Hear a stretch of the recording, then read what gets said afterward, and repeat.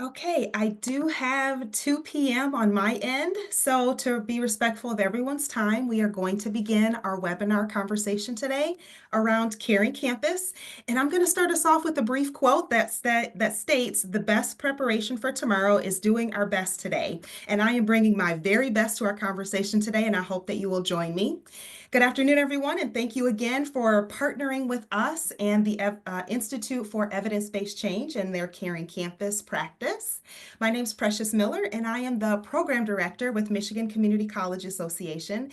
And I am so pleased that I am joined with my MCCA colleagues, along with colleagues from the Office of MyLeap and our Community College Student Success Advocates, which are all of you on the call today. You could have done many things with your afternoon, but you chose to spend it with us, and I hope that we are able to steward our time well.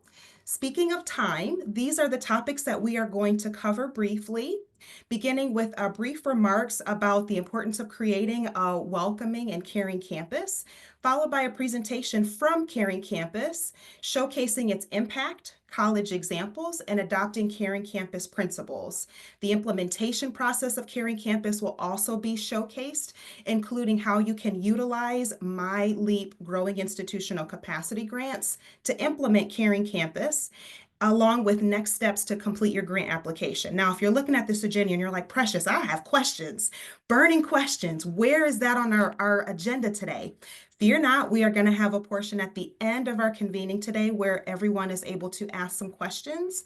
Our presenter with Caring Campus, Dr. Brad Phillips, has also shared that he has some availability after we go over next steps and questions for individuals who would like to stay on a bit longer after our webinar today to ask some more specific questions. If you have some colleagues who may find today's conversation supportive and helpful, we will be recording today's session, and the slides will also be made available and shared out after today's convening.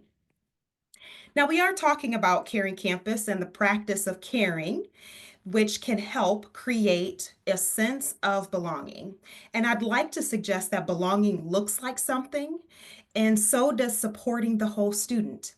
Here is a graphic of what we typically see in higher education versus what students experience.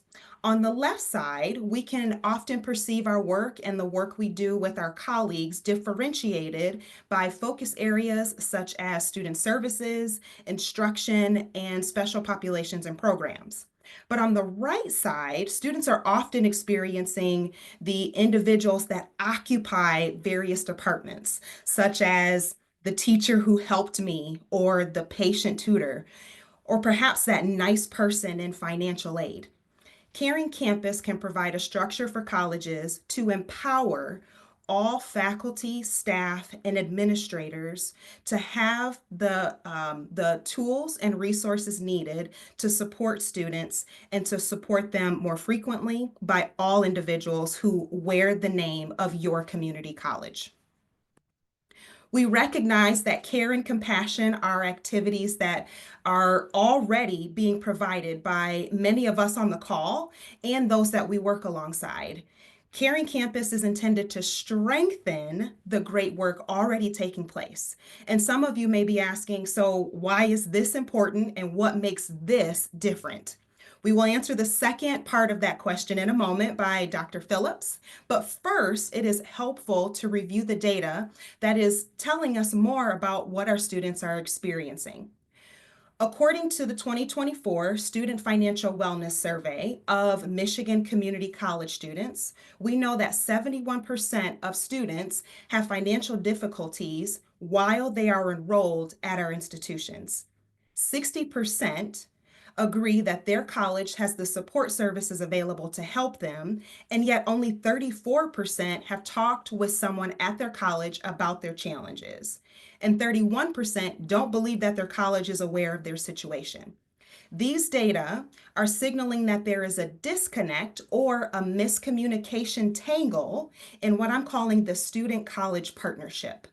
And these data only represent the engaged students who actually completed the survey, not the students who stopped out. And we know that those voices of our students, though not represented, are of also significant value. So If 60% of students are aware of campus resources, that makes me wonder how many students are aware of the community resources, because we know that every community college is not going to be the provider of all things for every person in their given community. Community resources, such as the resources listed here, are things that we would like students to more thoughtfully, more consistently be connected with. My Bridges is noted on the left side of the screen, and My Bridges provides access to public benefits such as health coverage, food assistance, cash assistance, even to many Michiganders in need. We also have Michigan 211 represented on the right side of the screen. And Michigan 211 provides information and resources about what's available 24/7 assistance to direct individuals to specific resources in their county. And what I like about Michigan 211 is it really takes the guesswork out of what's available for any individual, even the students who are occupying our learning spaces. And we believe that connecting students to what's available on campus and in the community supports student success.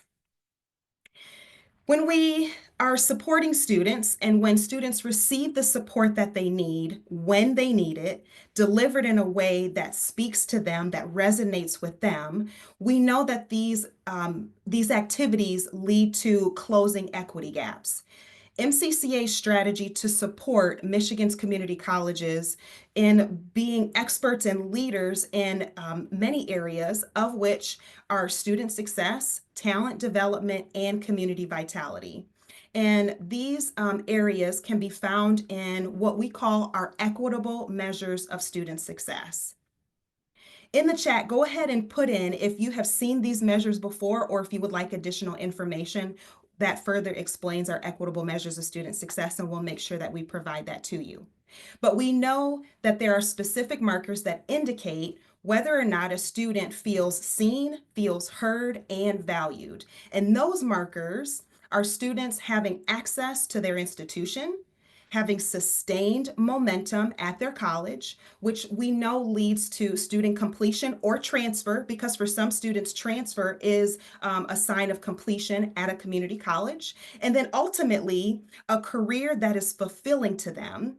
And when these measures of equitable student success are taking place, we believe it's because a student feels seen, heard, and valued in our learning spaces.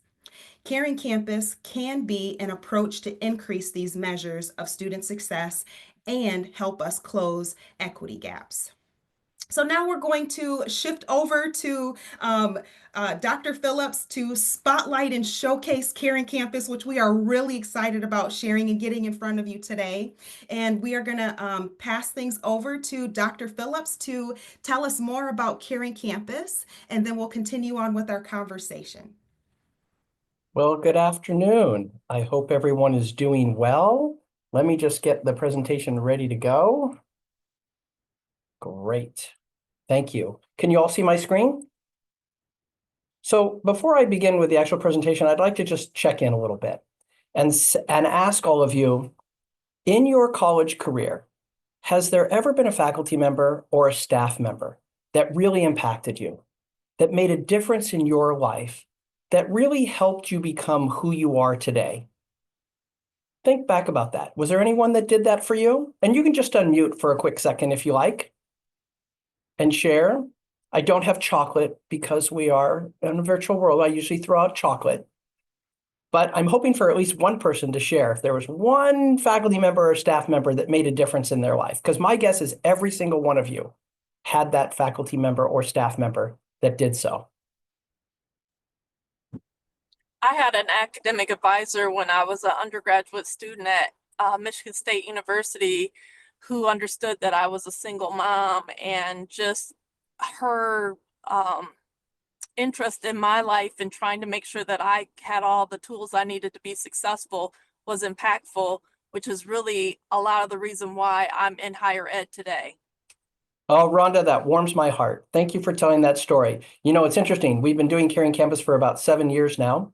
We've had faculty and staff members officiate weddings of students because they've gotten so close. We've had all sorts of things happen over the time period that we've been engaged in Caring Campus. But who are we? So I started the Institute for Evidence-Based Change, which is a nonprofit, about 15 years ago.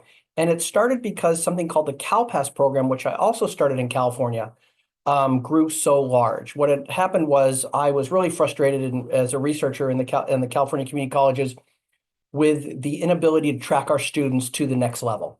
In fact, our university that we transferred most students to was 4.5 miles away, and I could tell our faculty nothing about what happened to those students.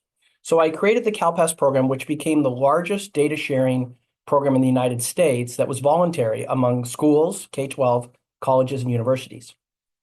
At IABC, we focus on two areas, Caring Campus and data-informed education. I'm also the co-author of this book, if any of you have needed a sleep aid and have this book, Creating Data-Informed Culture in Community Colleges by Harvard Education Press. But it actually is still being used in graduate schools and other places today. So I'm very excited about that. And our work has brought us to 31 states, including the state of Michigan. So we've been growing this Caring Campus work quite a great deal. But this work is really based on, if we think about leading and lagging indicators. We've all heard these terms, right? Leading and lagging.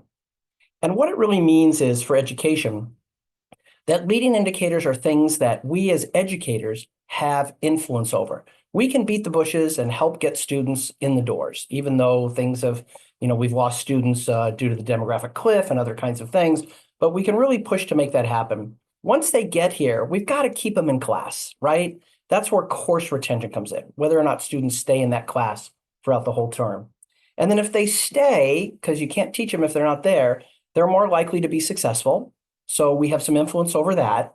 And then if they stay, the national data tells us that if they earn an A, B, C, or credit, 80% of the time they will persist to the next term. And those that stay, they're earning milestones in terms of credits and interim certificates and so forth. And hopefully they continue to stay and they get to completion and transfer. And as we all hope, they get into a well-paying job, earning a living wage in the discipline of study. But we don't have a lot of control over that. We don't have very little influence on whether or not students get jobs. So the key is, and where Caring Campus lives, is it lives in course retention, it lives in course success, and it lives in term-to-term persistence. That is, once an adult in authority connects with a student, what happens is they want to please that adult in authority. I'm a psychologist by training. I was a terrible therapist. So I went back to graduate school with a master's degree and got a doctorate in research methods and statistics. So I'm kind of an interesting duck. But the bottom line is there's this principle called reciprocity. And it's the kind of thing where if you're ever in a Starbucks line and somebody buys you your drink, what do?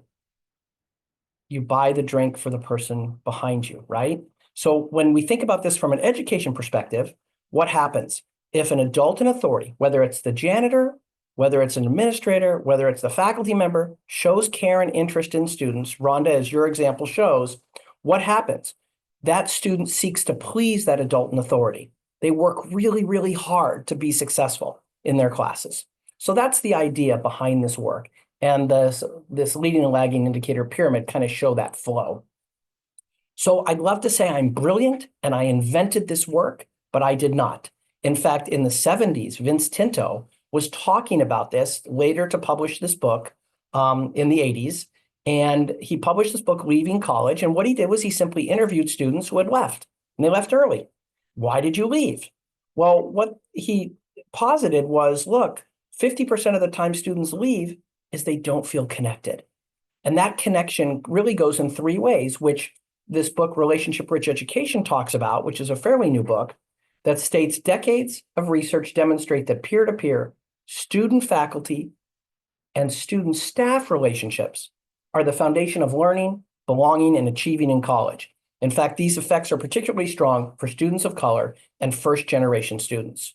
So this research has been around for a really long time. In fact, I do a lot of keynoting, and I was recently keynoting the Oregon Student Success and Retention Conference. And just for the heck of it, I went to the Chronicle of Higher Education, and I thought, well, look, how many articles have been written on sense of belonging in the last few years? Can you guess how many? You can just unmute and shout it out. What do you think?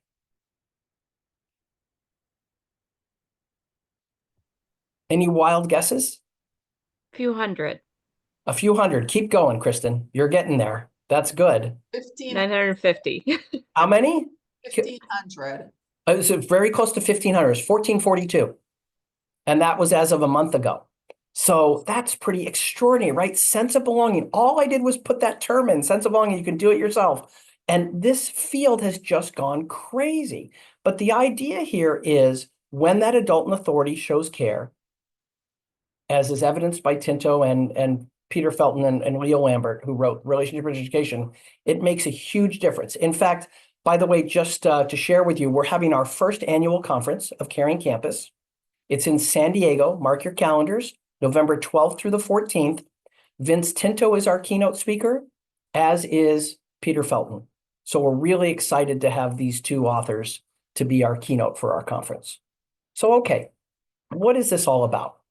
Well, with technology in the community colleges, we have really seen that as kind of a panacea to help students get connected and to engage with us. But the reality is, even though these wonderful devices can do so many things, what it's done is it's created a bit of an antiseptic environment.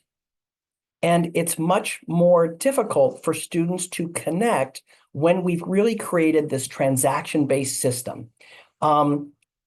And so what we're positing and what Tinto said and Felton and Lambert said is, look, if we're going to really be successful with students, and by the way, if you look at NCHEM's data, National Center for Education Systems and IPED's Integrated Post-Secondary Education Data System, what you see is the needle doesn't move that much in graduation over the last 20, 30 years. So we really have to do something different, even though billions of dollars have been spent on all these different interventions. So let's get back to basics. What happens if we move to more of a relationship-based system where we connected with one another, faculty, staff, students, administrators, and making those connections meaningful? So the idea is we never talk about Caring Campus as an initiative. Caring Campus is adding the human component to the guided pathways work you're doing, to co-requisite remediation, to all the different things that you're engaged in, because those things are really about policies, practices, and procedures. What we're saying with Caring Campus is connections matter and creating those connections. So what exactly is Caring Campus?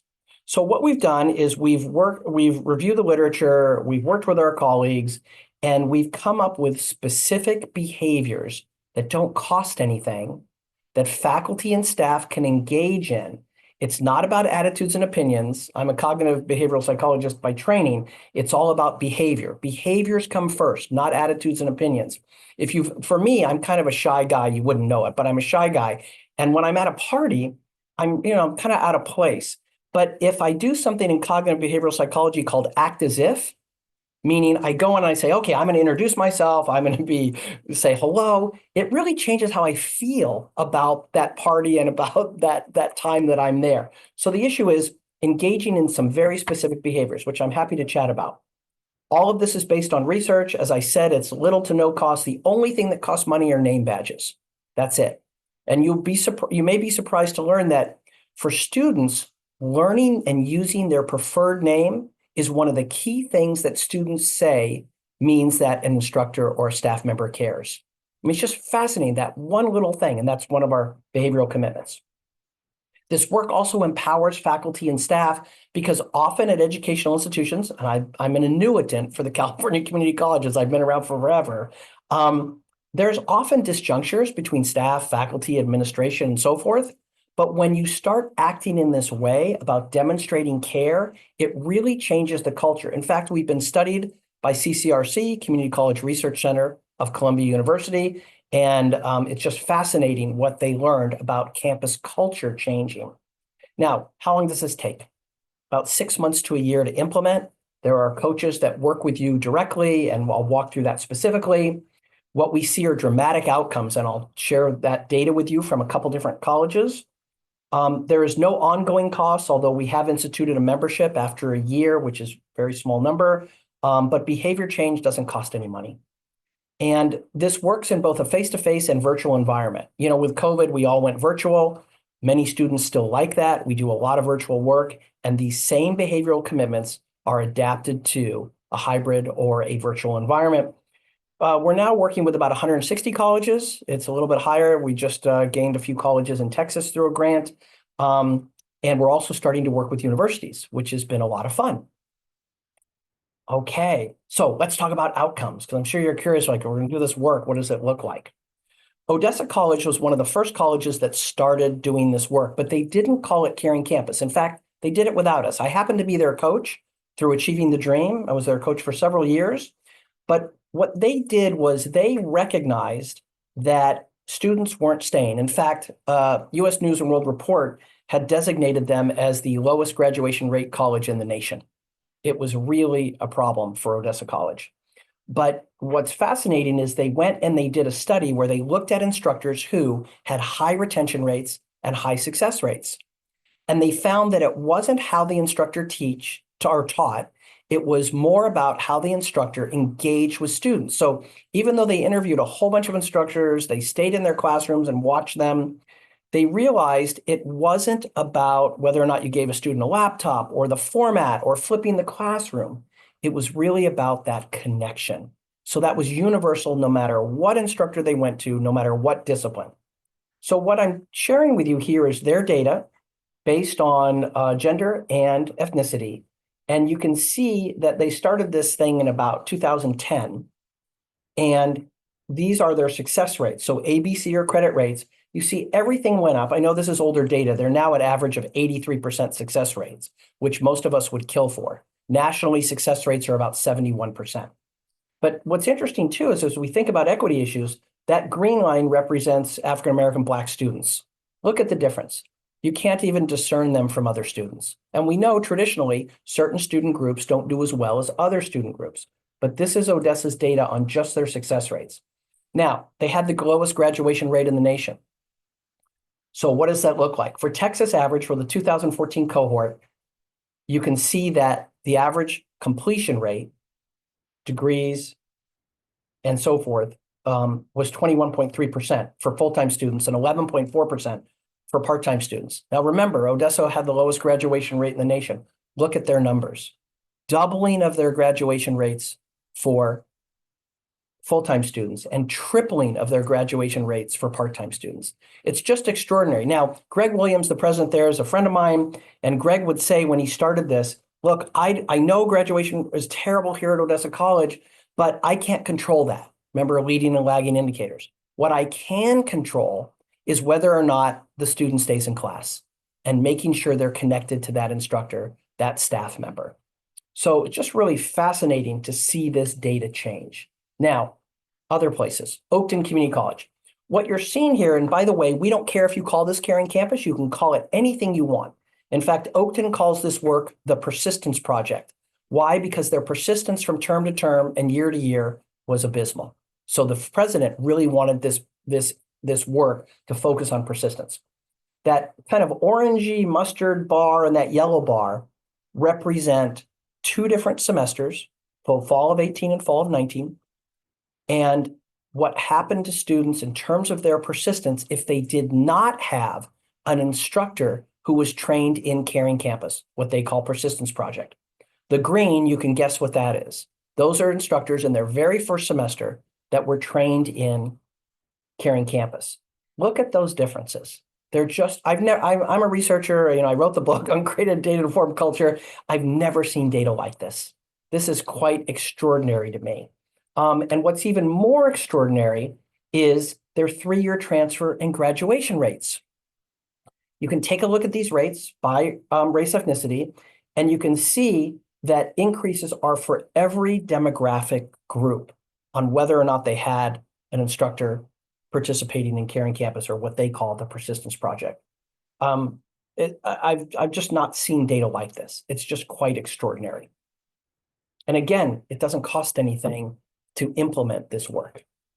All right, so let's tell a couple of stories. The first one I want to tell relates to our person that talked about her story, and that is there's a college president, Claudia Habib. She's now the president of Ventura College, and she was an immigrant from Puerto Rico, and she was told by her friends look, you got to go to community college, you got to learn English, go do that. So she was a young woman. She went over to the local community college, and she goes in, and with her limited English, she tries to register, and they say, we have no ESL classes for you. We're full. So, okay, she comes back the next semester, does the same thing. Guess what? Same answer. We're full. Third semester, this is a year and a half later, she comes back. Guess what? Same problem. She's devastated. She goes into the women's restroom, falls down, collapses on the floor, and starts crying. Well, a woman walks in, and all she remembers is blue dress, but she was a staff member. And she said, honey, what's wrong? And she told her the story, and she says, well, I'm going to fix that. And she walked her over to what would in California is known as EOPS, Extended Opportunities Programs and Services, and got her registered. And, years later, she's a college president. I mean, it's just extraordinary. So what's happening here at Yuba College? By the way, that was the first college I worked at in 1990, starting my career then. Yuba College, they have this amazing president. And one of the things I want to share with you is Caring Campus is not just about students. It's about staff and faculty and administrators. Look, we spend lots and lots of hours of our waking life in our work life. Why shouldn't we be happy? When you exhibit Caring Campus behaviors, it's a nicer place to work. I mean, it really changes that culture. So what happened at Yuba College is they decided with Caring Campus that the president would recognize staff and faculty engaged in Caring Campus and do what's called Pop of Praise. And what that simply means is every month that president goes around with a soda and a note sharing what someone had said about that staff member or about that faculty member. It's a way to build up that culture of caring because folks want that pop of praise. In fact, at Oakton College that I shared with you their data, the president there calls it the Lifesaver Award. And every semester, she fills up a little bag of Lifesavers with the note of what someone said and brings it over to that staff and faculty member. At other colleges, they get recognized at the board meetings. I mean, it's just really fascinating because it's really about we're making this what we care about, which is caring about our students, caring about one another. But what's interesting to have happen is, we all do image studies and we all do studies asking our faculty and staff how they feel about work and so forth. They have seen a significant increase in campus morale with this work. And I came from Yuba College, and I have to tell you, it was not a great place in terms of how people treated one another. And to see this change occur, I'm just so proud of them and what they've been able to do with Caring Campus. We also have another institution. You may have seen the news about Victor Valley College, one of the fastest growing colleges in California. It's 32%. They've grown, probably one of the fastest growing colleges in the United States. They attribute much of this work to the Caring Campus work and how out in the community, folks understand what going to this college means. And Victor Valley College is not in a great place. It's out in the middle of nowhere, what they call the high desert.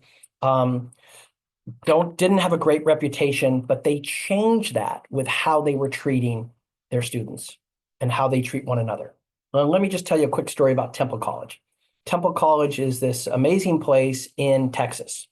The president there already cares. And we're not saying you're not already caring, because of course everyone is caring.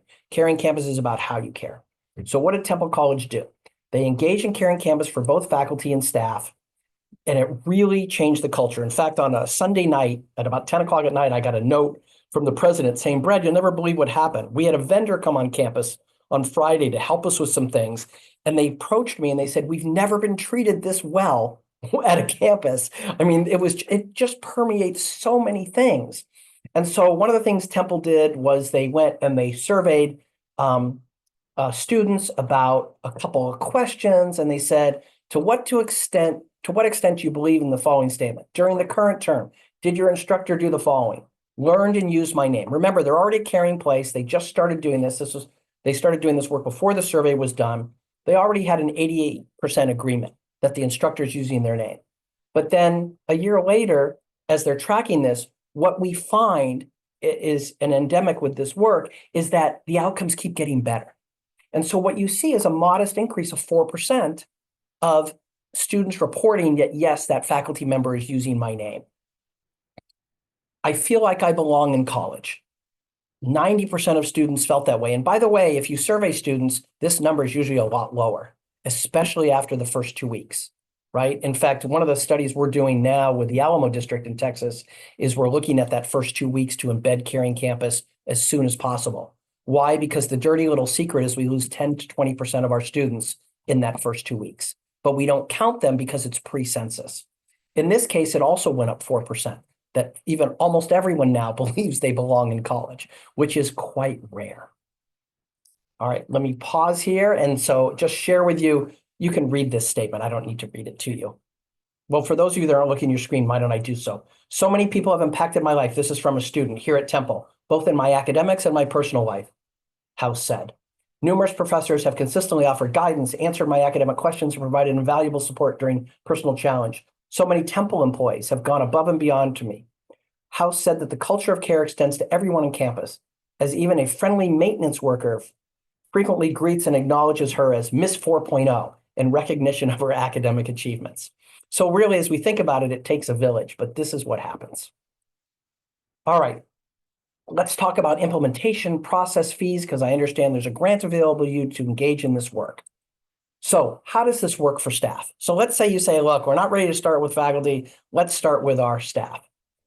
The first thing we do is we do a leadership kickoff event. And what does that mean? The staff, the leaders who are the department chairs,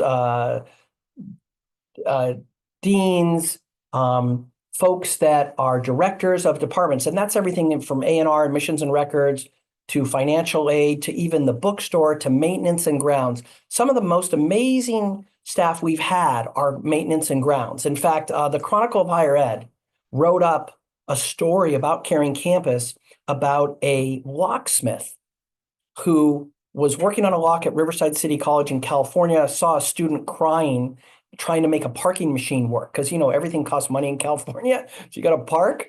And so, you know, he's working on the lock and he takes his cart down the hill because the parking lot's down below.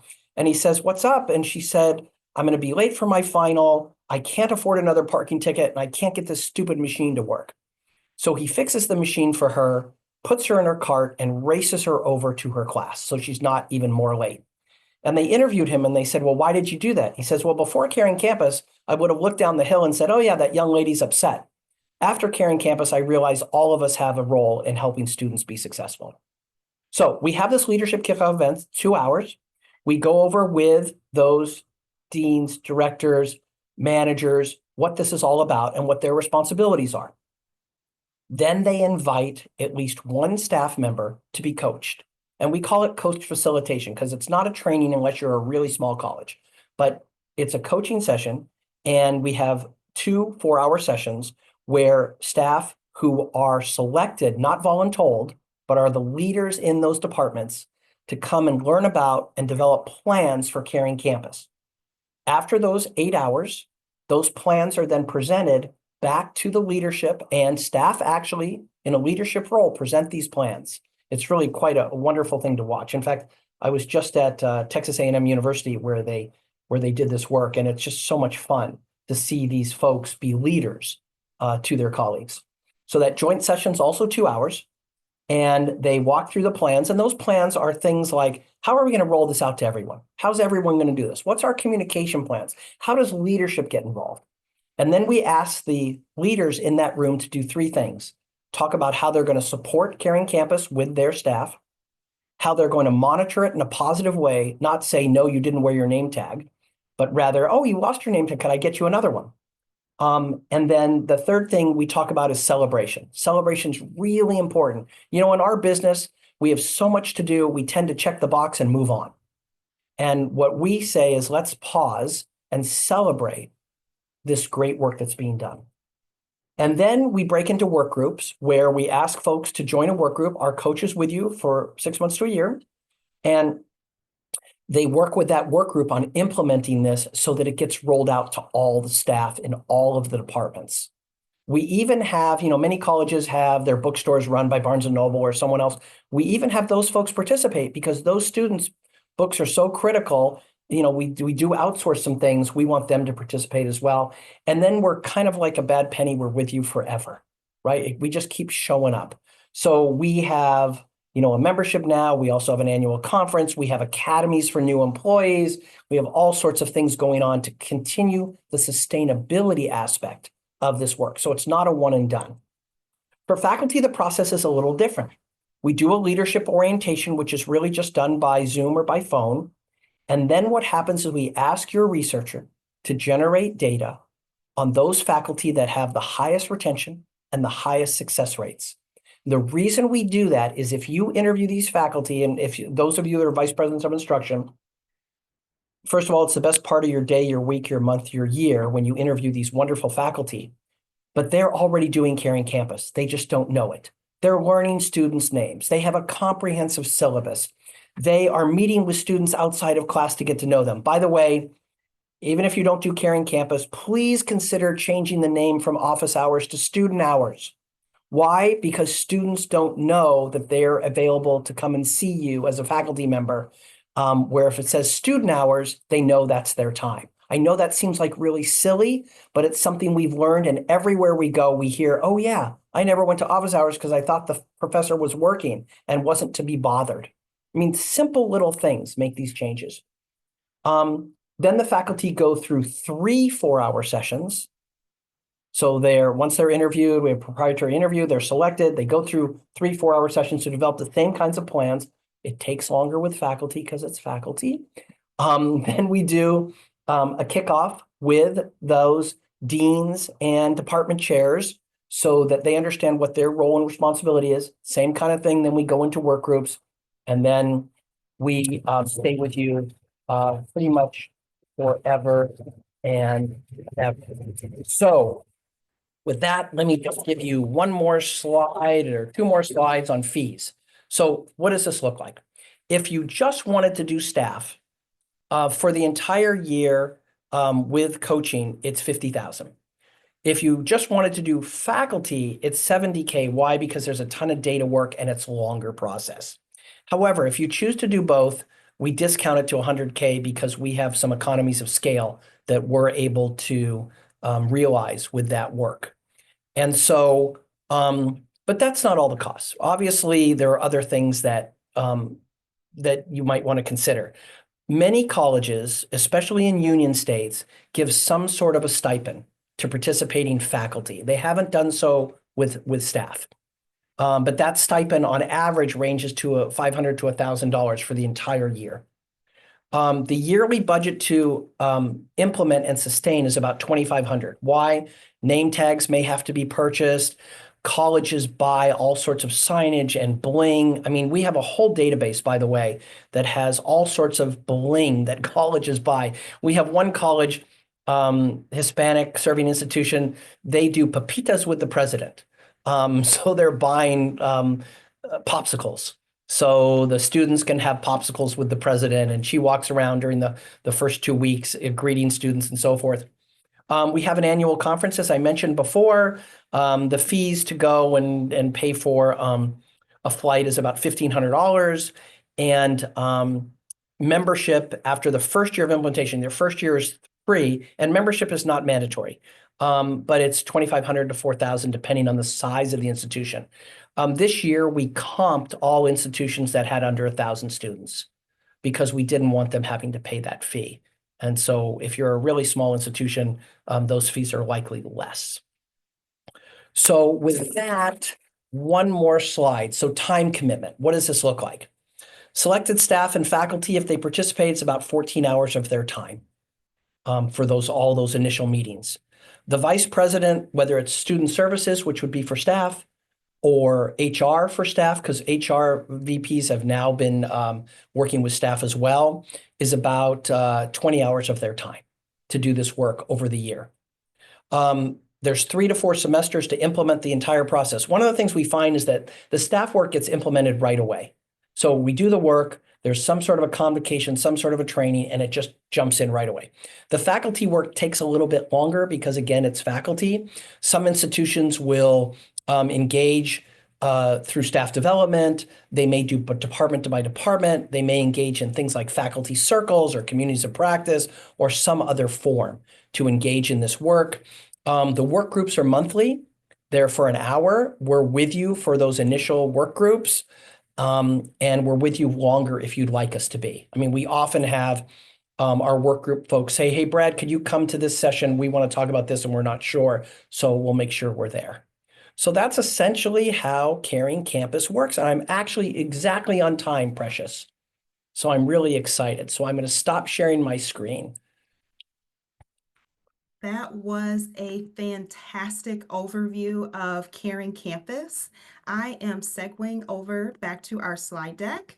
Next up, we have some remarks from our colleagues from the Office of MyLeap, who's going to share more about the barrier removal growing institutional capacity grants and how you can utilize available grant funding to have Caring Campus as a part of your campus culture transformation. With that, I'll turn it over to you, Erica.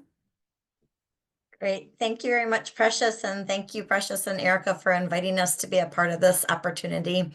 The Barrier Removal Growing Institutional Capacity Grant through the MyLeap Office of Higher Education. We have our our final that we know of, assuming that the governor's budget is approved and we get more money, but this is the last known cycle that we have for the Growing Institutional Capacity Grant. We have a deadline of June 20th, but I'll talk about the pre-review opportunity. The funding is available for a $100,000 to a $400,000 grant, and the duration is 1 to 3 years. So as you're building your application, it can be anywhere from 100 to 400,000, and it can last anywhere up to 3 years, depending on what the needs are for the institution. We have $3.5 million to allocate out to barrier removal, growing institutional capacity grants. And we are really, really hoping that we are able to expend all of those funds. It was the area that we received the fewest applications for last year, and really, as Brad has shown, has the potential to very significantly impact your student persistence, completion rates. And so not just that model, but other models that have been proposed. So these systemic changes to eliminate life and poverty barriers to educational completion are really important. The questions are the same as they were for last year. The application overview is essentially the same. We did want to stress the life barriers to educational completion. There was a lot of misunderstanding last year that it was only for poverty-related barriers. And as we know, belonging, mental health, other issues are life barriers that are not limited only to those that are lower income. We have a variety of available support to the institutions applying for these grant funds, as well as once they're awarded and supporting in the implementation. On our website that we have support office hours on Tuesdays from 12 to 1, and then also Thursdays 12 to 12:30. The support email is also listed under the office hours. It's 60x30-grants@michigan.gov. That will be important if you are going to submit a pre-review that I'll talk a little bit about. It goes in through email, not into egrams.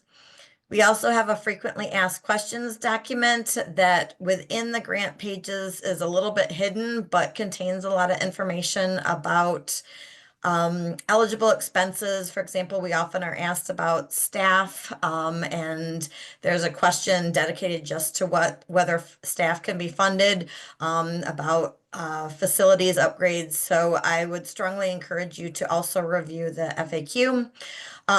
We have the College Success Grant examples and resource guide. Those are examples that we received from other states.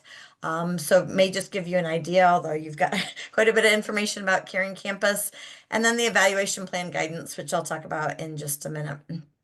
So for the growing institutional capacity grants, those are due June 30th. And then we have the pre-application deadline as well. I would strongly, Precious, can you go back just one second? Yeah, so the pre-review deadline is with the red arrow at the bottom is May 16th. Those get emailed into that email address. I would strongly encourage you to take that opportunity to submit a draft of your application. It's not required that you have everything in there, but the more information that you have in there, including a budget, the more we are able to provide feedback. We do have the same team. It's not the very same people, but the same team that reviews the final submissions is also providing the feedback on the pre-reviews. So it is people that will be reviewing the final and giving you the same type of feedback as the final grant submissions. Okay. All right. Next, Precious. If you go to our MyLeap and then higher education and then the student success grants, then you have the opportunity to pick the type of grant that you would like to look at. So if on the barrier removal growing institutional capacity, there's an application overview document. This has quite a bit of background information about the grant opportunity, eligible expenses, focus areas. It also includes each of the questions and the character count for what will be the final application. So you can use that as you submit the pre-review to identify what you're going to be asked to submit in the final grant as well. All right, next slide. So just as a quick overview, the difference between the barrier removal growing institutional capacity and the barrier removal direct to students, which the barrier removal direct to students, most colleges and universities have received now or will be, that just closed on Friday. So the growing institutional capacity is really looking at systemic changes at the institution that result in decreased time to credential, increased student persistence, and improved completion rates for all learners. So Brad just showed you quite a bit of data to show how Caring Campus addresses each one of those areas. There are questions too on the application that talk about the evidence base that your proposal is based on. So I'm sure that Caring Campus has, in addition to the resources that were shared today, quite a bit of evidence-based research to show that this is a good model to implement and the outcomes of impact for the students. Okay, next.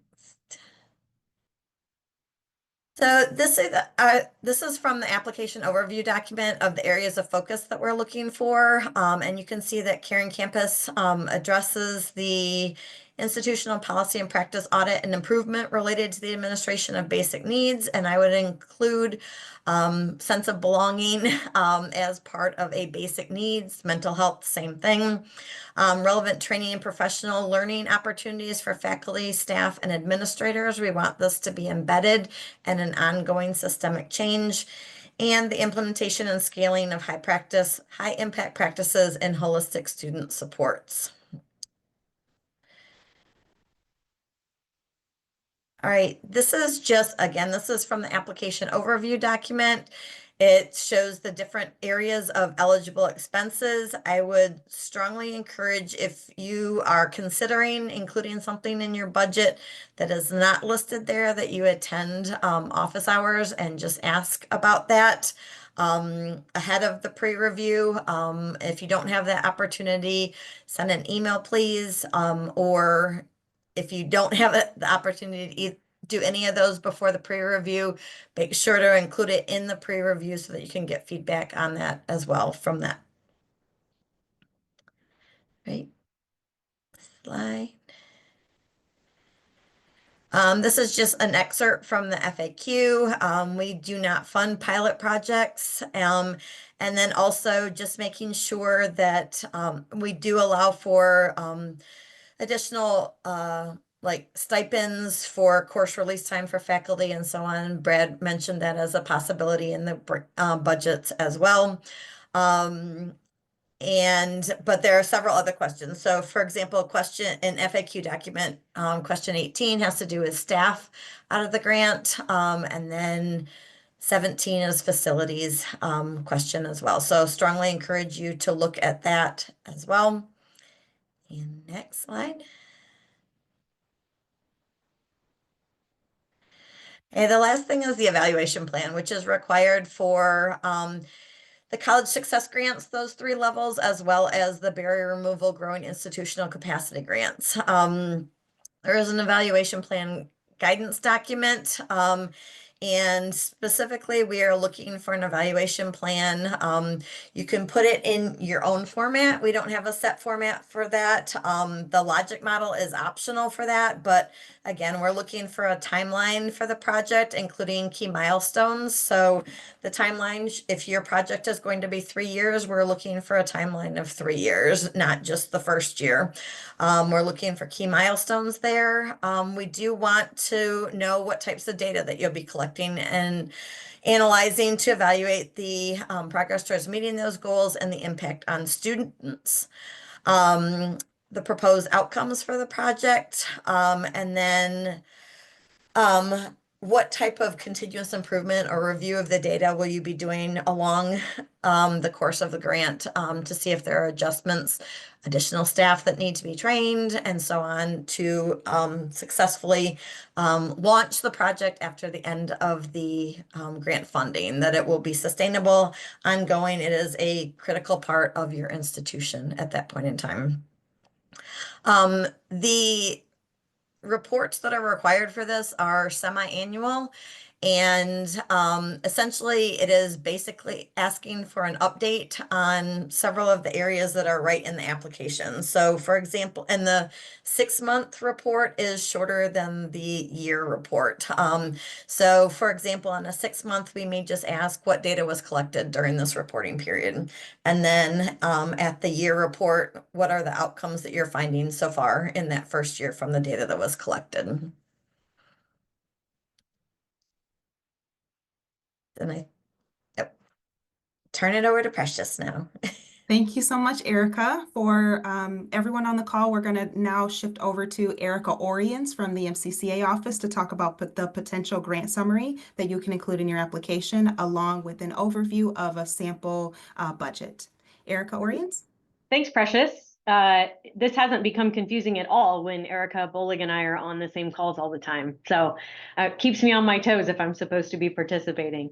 Hi, everyone. Good to see you. As Erica said, just a handful of community colleges have received the Growing Institutional Capacity Grants, and many more are still eligible. It also, as you may have heard MCCA share before, it's a bigger pot of money available for these grants compared to the college success grants. And so we wanted to put a little bit of extra effort in at the MCCA to make sure that colleges felt like they were in a good place to apply for a grant under growing institutional capacity. I also think it's just really important to share that, as many of you that I see on the call here have been key people who have been part of the My Best project, who were part of distributing COVID relief funds in emergency grants when we had those.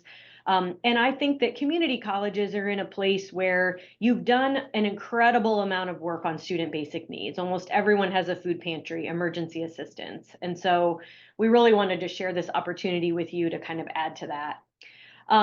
Some of you may know that MCCA has built out a whole suite of resources for colleges for grant opportunities.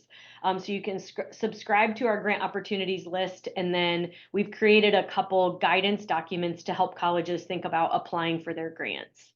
Our advice to colleges is to always begin with your institution's strategic plan. Don't chase grant money just to get grant money. Make it choose, and certainly 60 by 30 has provided plenty of flexibility for colleges to choose grant applications that will kind of contribute to your strategic plan.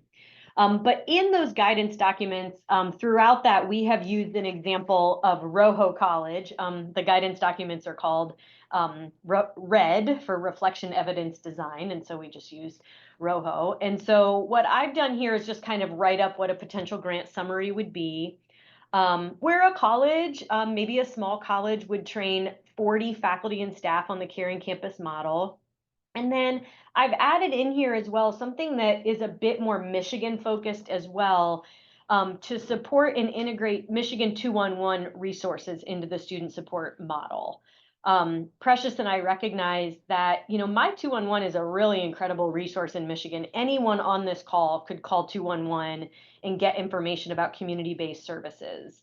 And so we think there's a lot of opportunity there to train folks on your campus about how to use that. It's available to everyone in Michigan, and you can call and get that support.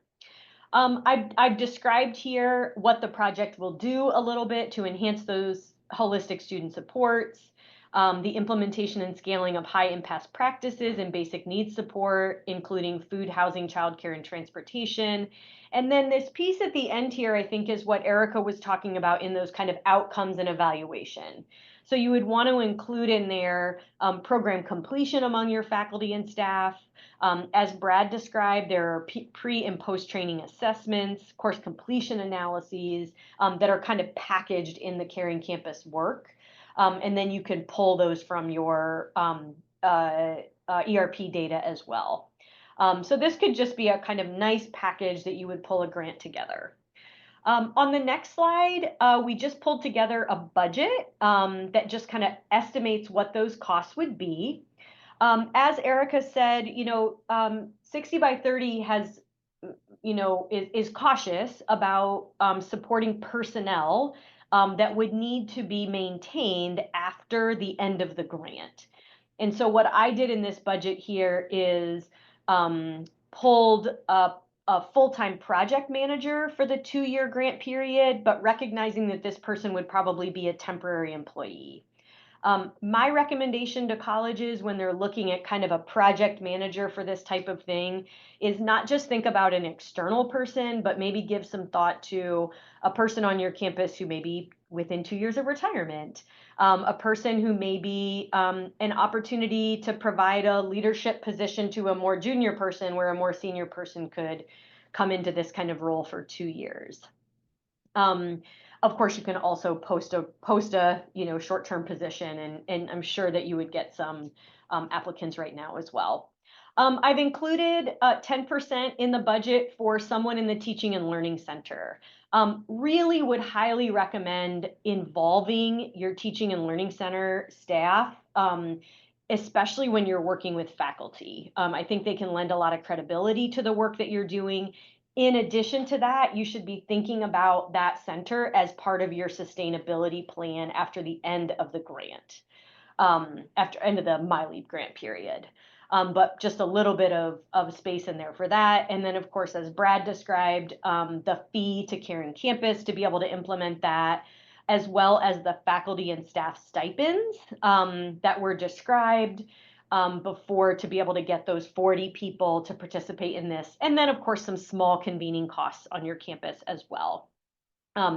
So that's just an example of a budget that you could put together for this grant. Obviously, there's a lot of flexibility in this. There's the grants are between $100,000 and $400,000. You may decide that you want to increase your convening costs, or as Brad mentioned, if you wanted to add travel in there because you want to have some people go to the national conference, that would be allowable expenses as well. But this just gives you a sense of what you would be able to do with this grant. So with that, Precious, I'll turn it back over to you. Wonderful. Thank you, Erica and Erica, for sharing the remarks about the grant opportunity that our colleges have an opportunity to take advantage of. We are just about right on time. I would encourage everyone to begin placing your questions in the chat as we do a bit of a wrap up in terms of the resources that Erica Oriens had mentioned and Erica Bolig.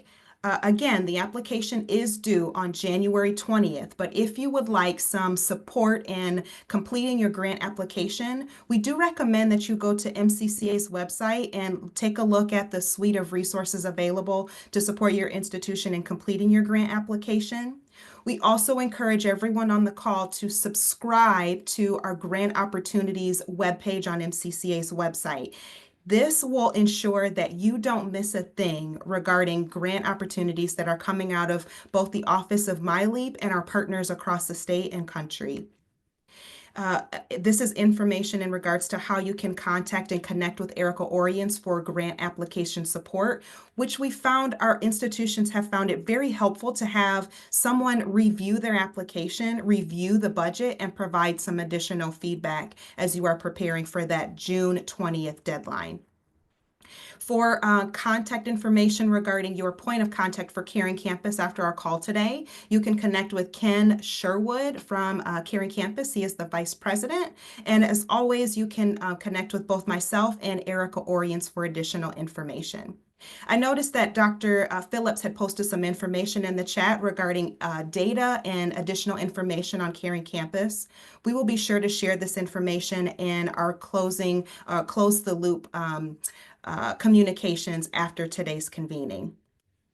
I have also listed some resources and links. As Erica Bolick mentioned, there are many resources available through the Office of MyLeap in terms of the grant application and the frequently asked questions that we briefly reviewed. Those will also be shared and can be accessible in the slide deck, which will also be shared out with everyone registered for today's call. Dr. Phillips has volunteered to share some additional time with us during the webinar today for those who would like to stay on briefly to ask some general questions about Caring Campus, or perhaps you have some more specific college questions. For those who need to hop off, that is a-okay. Thank you for joining us this afternoon. And for those who would like to stick around for another brief moment, we welcome you to come off mute or perhaps place your question in the chat, and we will take some time with Dr. Phillips to review some of those questions. And Thank thank you you, all. Precious and Erica for this wonderful webinar. Thank you. I'm seeing some thank yous come in through the chat. Some individuals had to run to the next convening. Just checking to make sure I didn't miss anything. Hi, Cecily and Sarah. Are there any questions we might be able to answer for either of you?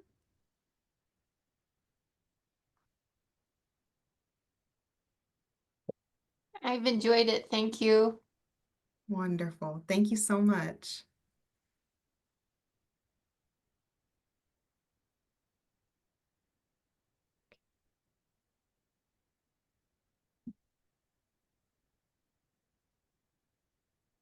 Hi, Sarah. Hope you're having a great afternoon. Are there any questions we might be able to answer for you today?